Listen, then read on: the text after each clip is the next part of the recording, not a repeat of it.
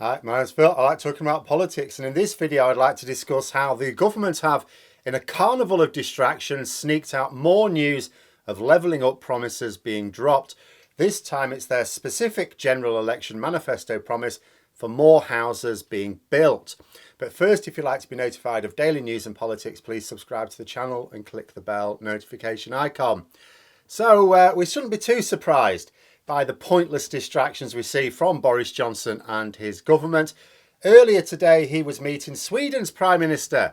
The way the right-wing press are already billing it in this country is it's an important new step towards building up our alliances around the world post-Brexit. The reality, however, is that matters of national security like this, nothing to do with the EU. This meeting would have happened whether we were an EU member or not. And Boris Johnson himself at the press conference admitted nothing's really changed. You know, what does this new security assurance mean? He was asked. It was just signed today. It's not more than a statement of the obvious, he said.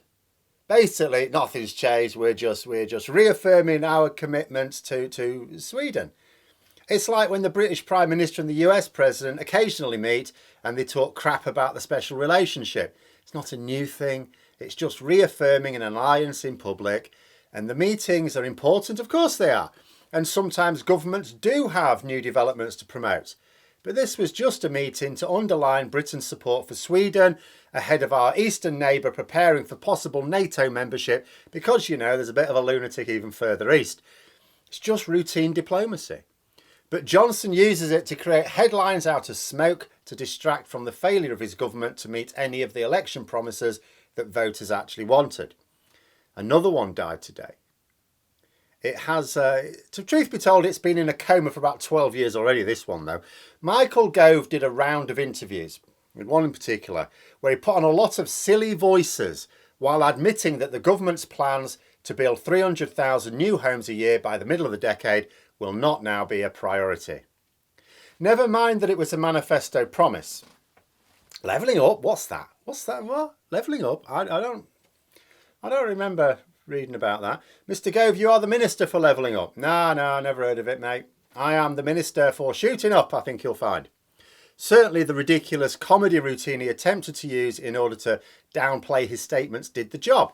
You know, what were people talking about? The fact that the government have announced yet another manifesto promise has been dropped? Or were they pointing out that Michael Gove put on a lot of silly voices? Of course, we paid more attention to the way Gove conducted himself than the actual policy statements. When political opponents referred to bizarre episodes like this as ministers making the country look like fools, they are right. But when they also infer that the ministers themselves are fools, they are often wrong. They know what they're doing. They know that people will focus more on the style of an announcement than its substance. If Gove conducted himself in a professional manner, there would have been nothing to pick on regarding the style. So the substance would be scrutinised. That substance is another election promise on levelling up broken. So you can't do that. You can't go and do a normal interview because then people will be saying you've broken another promise. So what do? I know. Gove says, don't worry, I'll sort it. I'll go on there. I'll sniff a bit of dandruff. I'll go on. I'll just put on a lot of silly voices. And that's all they'll talk about. You know. So that's what he did. He responded in a series of first of all, mock American accents and then a Scouse one. Don't know where that came from. So people talk about that. But Gove was asked about the manifesto promise. Why are you breaking it, he was asked. He replied, there's no point in hitting targets for homes if they are shoddy, in the wrong place, or don't have the infrastructure required. To which the obvious follow-up question here is, why can't the government ensure that the homes are well built in the right place and have the infrastructure required? Because the idea of the Gove is hoping that people go, yeah, we don't want crap homes that just fall down. And obviously we don't want them in the wrong place. And yeah, you need roads and things. Of course you do. But it's like, well, why don't we have all those things anyway? The government promised. So why did the government make such a specific promise without a plan for doing so? And this, I think, should be aggressively scrutinised, because this is the crux of how you take out the Conservatives at the next election. Did the Conservatives have a plan to support the specific promise of 300,000 new homes being built a year by the middle of the decade? Yes or no? If they did, then that plan would have included details on making sure homes were built to specification, that the location had been worked out, that there were also plans to develop the infrastructure alongside it. So a minister would not then be able to cite these things as problems because the plan has worked them all out. The alternative is that there was no plan. So the government made a specific manifesto commitment without a plan for doing so. How many more specific commitments had no plan behind it? Because these would be the questions I would have asked Mr. Gove in the interview. This is the direction we would have gone in. How many more of your manifesto promises had no plan behind it? Did any of your promises have a plan behind it? Because this is crucial when we go into the next general election campaign. The Tories will yet again make a lot of grand sounding policies. They will produce numbers for the wonderful things they're going to do, like build 300,000 homes a year. Those scrutinising the government, whether it be what's left of our genuine news media or opposition parties, need to be able to show people they made these promises before and then broke them. And they broke them because, one, they don't care about their own honour, and two, they couldn't even be bothered to produce plans for these promises before they broke them. Easiest thing in the world to promise something and then later on say, oh, sorry, I didn't really think it through. Turns out it's not actually feasible. Sorry about that. Oh, did you vote for us on that basis? Oh, I'm sorry. Didn't mean to. But that is no way to conduct an election campaign, much less a government. Also worth considering some of the wider issues surrounding the government's latest broken levelling up promise. Another plan is to let your nosy neighbours decide planning for home extensions. Now, obviously, people have a right to their say on proposals for certain types of building work. If it impacts you, like, blocks out some light or something like that, of course you need to have your say. But not the actual decision. Gove said that this would boost democratic involvement in home building. What absolute crap. What do homeowners want? No new houses being built, nothing being built at all unless it's on their property. New houses in the area can mean the value of their property is reduced.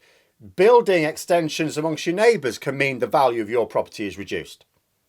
They'd vote out of personal interest and sod the people struggling to get on the property ladder. And we saw this recently as well. Boris Johnson actually tried to remove some regulations related to house building a couple of years ago. And the Tory heartland went mental. Now, I'm not saying his plans were good or bad, by the way. Just that they were opposed by Tory homeowners whose only interest in building is how it will impact them personally.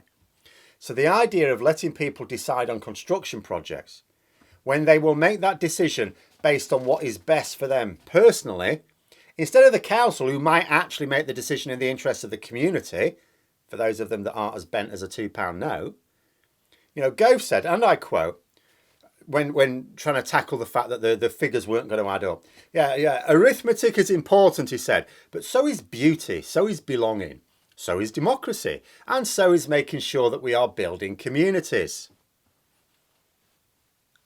Mate, Gove, mate, I know you have this reputation for being as high as a kite when you go on the telly, right? Or even in the Commons. And you are the main reason why we don't have random drugs testing and the main reason why we should have it amongst politicians. Beauty is not only in the eye of the beholder, but neither here nor there when someone can't afford sky-high rents and can't access an affordable, secure home. Also, if you have these specifications related to form and rather than function, build those into your legislation. Also, belonging is what happens when you give people access to affordable, secure homes. These proposals work directly against the concept of belonging. He's having a laugh about democracy. How is it democratic to take the decision away from the democratically elected councillors, of whom the good ones will make a decision in the interests of the community, and give it to unelected people who will act 100% out of self-interest? As for building communities, he's not building anything. This is precisely what came out of the whole interview. Are you going to build the homes you promised? No. then you're not building communities, are you? You coke-addled waste of space. In fact, we're going to do well to even get back up to pre-Brexit levels of building any time in the foreseeable future. That's what the take-home from Gove's statement is. We're going backwards, and we don't have a plan to even get back to where we were, let alone where we promised we'd get to. And this will be the case with everything. The only manifesto promises the Tories are making good on are the ones they promised to trash our democracy and other valued institutions. The ones they put in, knowing it wouldn't attract any votes, but it would allow them to ram undemocratic reforms through Parliament. But the promises that actually appealed to voters, one by one, are being removed. In fact, there's been a whole series of Tory backbenchers, because this is now the session of Parliament starting that finishes their legislative agenda of this Parliament.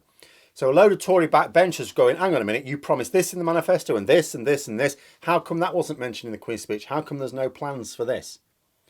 One by one, all of the promises that actually appealed to the voters are being removed. The Brexit promises are turning to ash, and the government is actively seeking to tear up its own promises on that foolhardy project. And none of the levelling up promises have been met. Not one that I can see. But those are my thoughts. Let me know yours in the comments below. I hope you found the video interesting. If you did, please click the like button. Maybe even click on the join button if you'd be interested in memberships. And until next time, I'll see you later.